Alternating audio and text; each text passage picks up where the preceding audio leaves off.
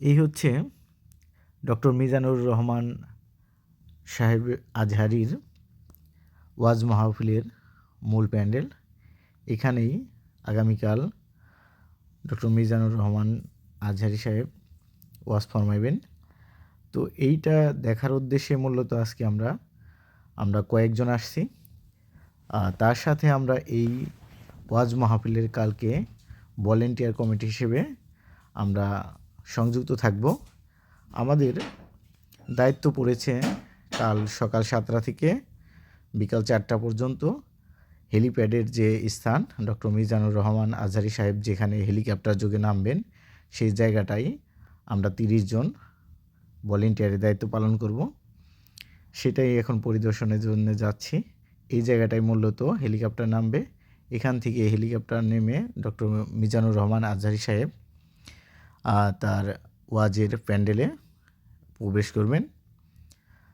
সেখান থেকেই ওয়াজ যোগে একসাথে অনেকগুলা প্যানেলে মূলত এলইডি স্ক্রিনে সকলেই এই ওয়াজের সরাসরি দেখতে পাবেন।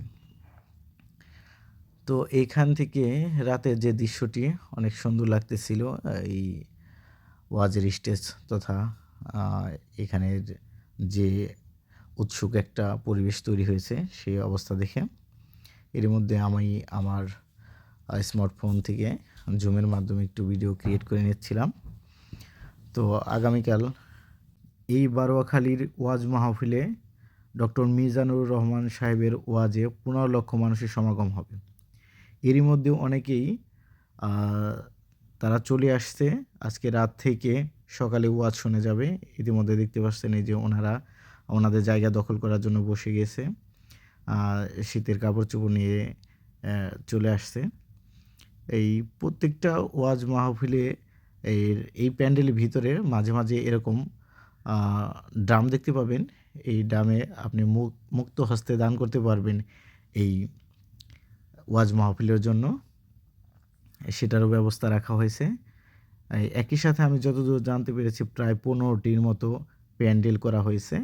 সেখানে পুরুষ মহিলা এরকম সব ধরনের মানুষরাই ওয়াজ জানি একসাথেই শুনতে পায়, সেরকম ব্যবস্থা রাখা হয়েছে। একই সাথে লাইভ টিভি চ্যানেলেও প্রচার হবে সেরকম ব্যবস্থা করা হয়েছে।